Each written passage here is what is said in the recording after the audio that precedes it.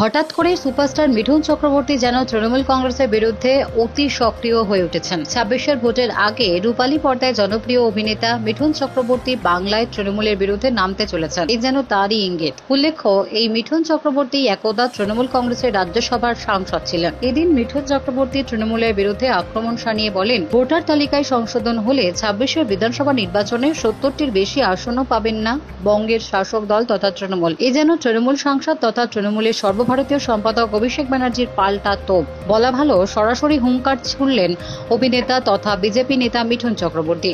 উল্লেখ্য, সম্প্রতি অভিষেক ব্যানার্জি বলেছিলেন ২৬ বিধানসভা ভোটে বিজেপি ৫৯টির বেশি আসন পাবে না। এদিন মিঠুন চক্রবর্তী আরও বলেন, বাঙালি বিদ্বেষ ইস্যুতে তৃণমূলকে তুমুল কটাক্ষ করে বলেন, ভিন রাজ্যে কোথাও কোনো রকম ভাবে বাঙালিকে হেনস্থা করা হচ্ছে না।